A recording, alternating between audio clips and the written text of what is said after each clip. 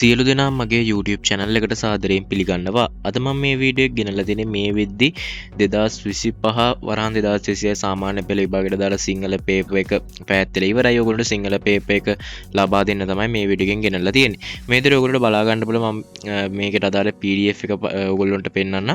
එතකොට මේ PDF එක download කරගන්නත් පුළුවන් ඔයගොල්ලන්ට අවශ්‍යයිට මම මේකේ link එක description එකේ සහ comment section එකේ දාලා තියනවා. ඔයගොල්ලන්ට ගිහිල්ලා ඔයගොල්ලන්ට Google form එකක් එකේ Google form එකේ details ෆිල් කරාට පස්සේ ඔයගොල්ලන්ට link එකක් එකේ මෙන්න මේ අදාළ සිංහල පේපර් එකේ download කරගන්න කියලා link එක කරා ඔයගොල්ලන්ට මේ PDF එක සම්පූර්ණයෙන්ම download කරගන්න පුළුවන්.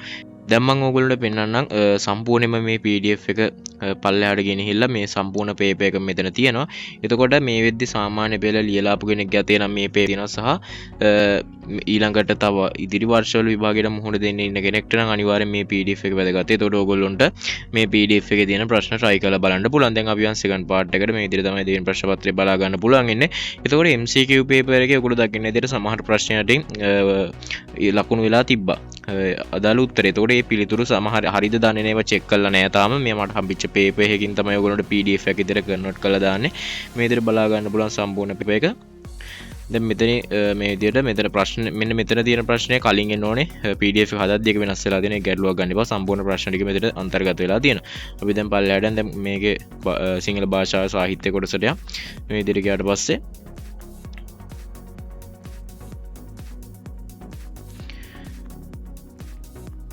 ඔයගොල්ලන්ට දැන් මේ වීඩියෝ ගන්න මම හිතනවා අනිවාර්යෙන් වැදගත් වෙන්න කියලා මේ පේපර් එක හොයපු අයට එහෙනම් වීඩියෝ හොඳට ලයික් එකක් දාන්න. එහෙනම් වීඩියෝ එක සෝෂල් මීඩියා වල ෂෙයා කරලා එකතුලා ඉන්න අලුත් වීඩියෝ එකකින් හම්බෙමු.